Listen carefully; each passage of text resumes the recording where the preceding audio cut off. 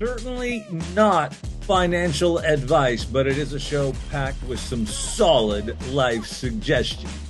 Ask the Advisor, where we take your questions, shoot them on into the CEO of Quantum Economics, CFO of Quantum Expeditions, and the crypto OG himself, advisor to numerous projects on the blockchain, the one and only legendary Mr. Madi Greenspan. Let's get to it. First question for you, Advisor. Looking at these Bitcoin price charts, things looking pretty active here. 200-day moving average, maybe a golden cross even. A new all-time high could be imminent, could be happening almost right now as we speak. Let's look at some charts. What do you got for us? That's right. After months of doing fuck all, Bitcoin is finally exciting again. Yes, we can see some very serious signs of a Bitcoin breakout. Very, very bullish stuff happening on this chart over here. So first things first, we can see this golden cross right over here. The blue line being the 200-day moving average, and the red line is the 50-day moving average. So when the short-term moving average moves above the long-term moving average, that is known as a golden cross, and it has been known to be a very bullish sign when other things align, and at this point they certainly do. Here we can see the inaction. Bitcoin's been doing basically nothing since March in this downward facing channel.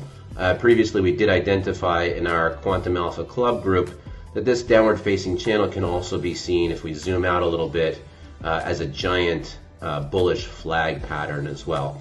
So that now has been completely destroyed. We've moved above the upper bound, tested it as a support level. That support level has held, and October month to date is 17%, so we're up 17% so far during this month. We'll see how this month closes, but it's going to be certainly very hot unless things completely crumble from here, which I don't see any reason why they should, particularly given that we are now testing the all-time highest level for Bitcoin, just rounded out to about $74,000 per coin, and I think that it's very possible, given the sentiment, that we could be testing that very soon.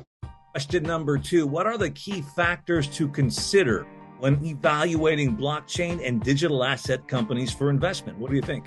Yeah, I love this question because everybody says do your own research, but nobody tells you like where to begin. So the first thing that you have to do when evaluating a new token is ask the question, what does the token do? Like, what is its specific role within an ecosystem? Is it a utility token? Does it grant you access to something? Does it grant you a yield? Is it an incentivization to use the platform? Is it a meme coin with absolutely nothing and just hype behind it? You have to ask that question and have a satisfactory answer before jumping into a coin, in my opinion. Second thing is, who's the team behind it? Are they doxed? Are they undoxed? Do they have a history of building awesome things? Have they been successful in the past? Very important question. Next is the tokenomics and the supply and demand fundamental. So where is the supply coming from? Where is the demand coming from? Why are people going to go out and buy this coin?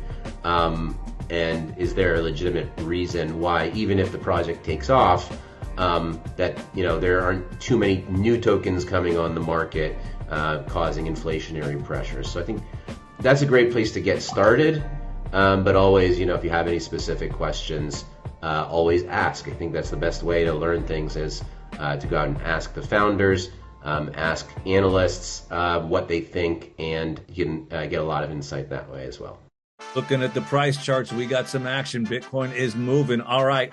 Third question here for you comes from our friend in Australia, the lovely and talented Neville Hyatt. And I think Neville's trying to be a little cheeky here, but I'm going to go with it anyways. If a Bitcoin is mined in the forest and no one is around to hear it, does it make a sound?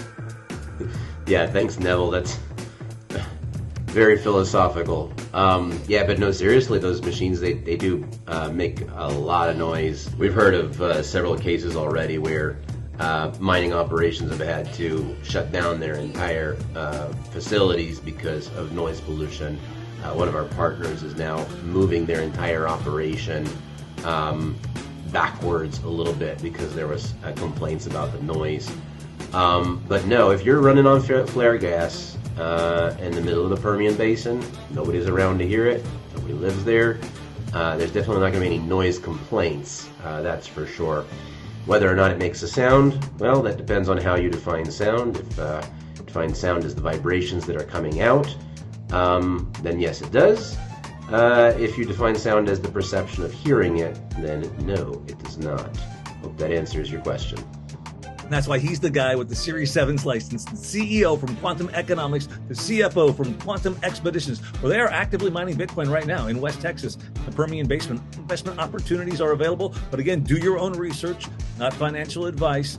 And as always, stay safe, stack sats, and hodl. All right, we'll see you out there.